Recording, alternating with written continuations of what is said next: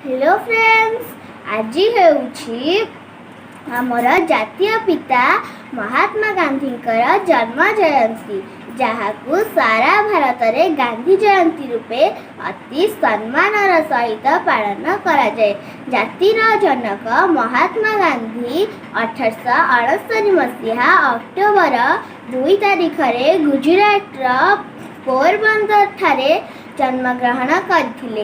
गांधीजी पूरा नाम थिला मोहनदास करमचंद गांधी। तांका माता नाम थिला पुतली बाई। गांधीजी मात्र 13 वर्ष बयस रे कस्तूरबा को विवाह करथिले। इंग्लैंड रु आईन पास करथिले।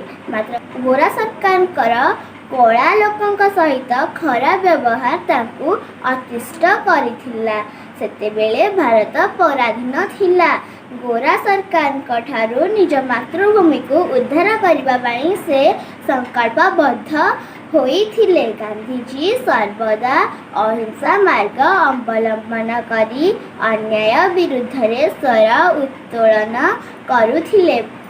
महान नीति जोगु तांकु रवींद्रनाथ ठाकुर महात्मा आख्या देइथिले।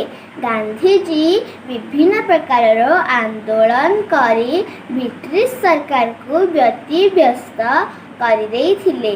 गांधीजी समस्त को सर्वदा अहिंसार मार्गदर्शन कराइथिले। तांकर अहिंसा नीति पाई शेषरे से देशरू गोरा सरकार को विताड़ित करिबारे सफल होइथिले। 1947 मसीहा अगस्ट 15 तारिख दिन आम देश स्वाधीन हैला। 1848 मसीहा जनवरी 30 तारिख दिन गांधीजी आश्रम रे प्रार्थनारत समय नाथुराम गडसेंकर गोली रे निजर प्राण हराइथिले।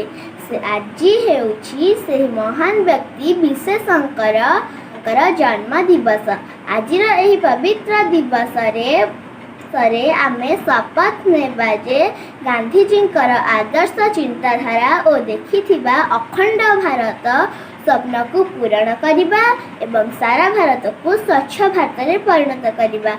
मु एति कहि मो वक्तव्य शेष करुछि। जय हिंद, भारत माता की जय।